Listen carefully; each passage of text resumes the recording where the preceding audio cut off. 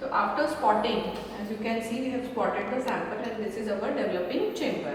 So what we have to do is we have to open this developing chamber and very slowly we have to put our filter paper inside. This is our stationary paste which we have put inside and it is not touching the walls of the chamber, and slowly we will let it develop. So as you can zoom in that the solvent is passing through the samples very slowly and gradually it will reach to the top where the marking has been made. So once it reaches that point, we will remove the plates.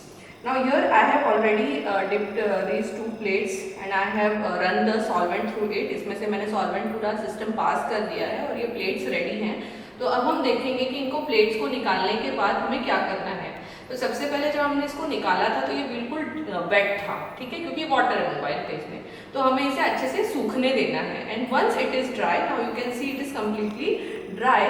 Now I will spray it with the spraying reagent. जो हमारे detecting reagent हैं हम उनसे इसको spray करेंगे. तो आप आ सकते हैं यहाँ पे इसको स्प्रे करने के लिए.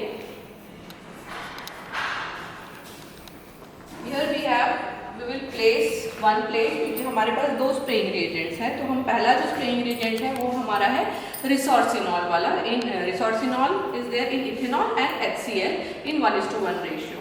सो I will just spray this and ये आप देखिए ये एक स्प्रेइंग बॉटल है. This is the spraying pump, ठीक है. यहाँ पे एक क्लोजर है, इससे हम जो स्प्रेइंग रिएजेंट है उसको इस पूरे कंटेनर में डालते हैं. Minimum required volume is 50 ml, ठीक है.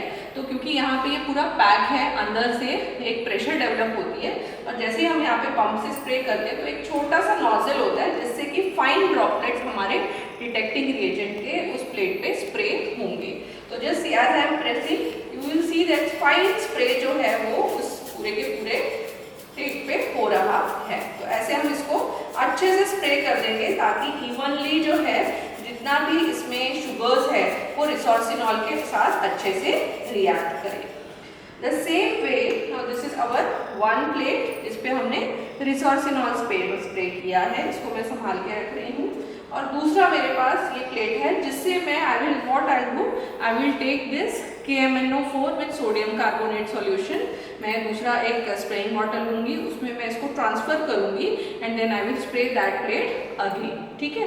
So I have already done one process and I have prepared the plates.